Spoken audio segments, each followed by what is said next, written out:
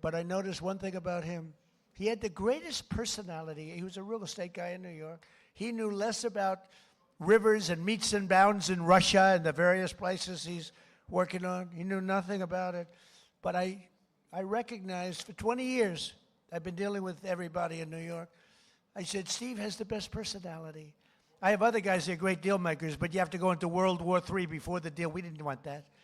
I said, everybody loves Steve. He's a great deal maker, but everybody loves him. And that's what turned out to be. People love Steve. And I think we're going to be pretty close. I mean, we're going to see. I thought the easiest war to settle would be Russia, Ukraine, because they have a good relationship with Putin. It would have never happened if I were president. That would have never, and it didn't happen for 4 years. Putin understood. Would have never, ever happened. But Steve has done a fantastic job, and he loves Israel, and he's done a great job. So we did Israel, and we did peace in the Middle East, and we have a real peace. That's a real peace. If Hamas acts up, they know it's big trouble.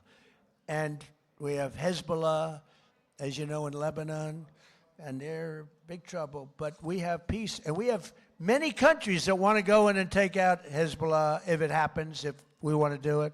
Not just Israel. Many countries would do it. There's tremendous unity now in the Middle East, and we really do. We really have peace in the Middle East for the first time ever, so it's an honor. It's an honor.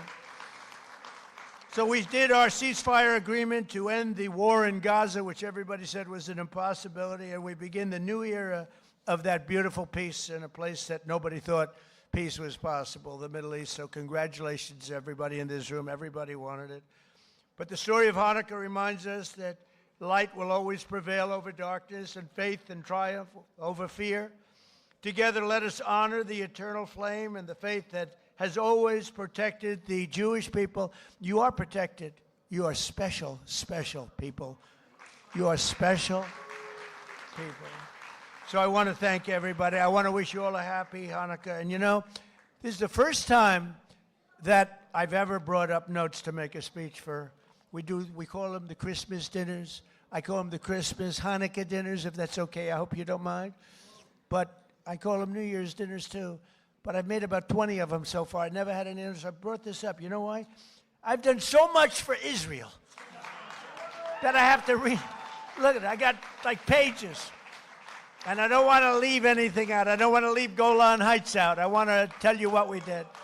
But it's an honor to help you. I have so many friends, and a lot of you are right in this audience. Very special group of people.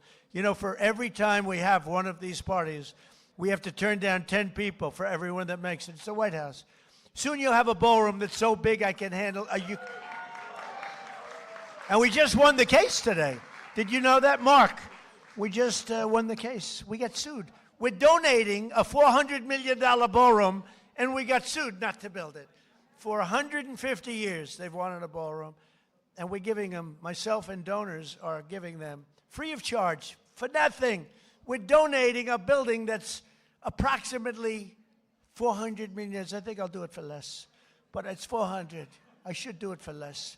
I will do it for less. But just in case I say 400, otherwise if I go $3 over, the press will say, it costs more. I built under budget and ahead of schedule. Right, Jason? Always. I know how to build under budget. I build good. But we won the case. They asked for a restraining order to stop us from building a magnificent ballroom. I said, who would ask for a restraining? We're giving them, Sid, a $400 million. It'll be the most beautiful ballroom, and it'll handle inaugurations. It's got 5-inch thick glass windows. It's impenetrable by anything but a howitzer. It's impenetrable. Now, I will say, if I'm up making a speech someday, Mark, and I hear ding, ding, ding, I'm out of there. But it's going to be one of the greatest. I think it'll be the greatest ballroom anywhere in the world. But I said, who else but in our country would sue to stop a $400 million beautiful ballroom that people have been after for the White House? The White House has wanted a ballroom for 150 years. You know, they used to use a tent, and they have a tent, and the tent would go in a very low area because it's the only area that can handle a big tent.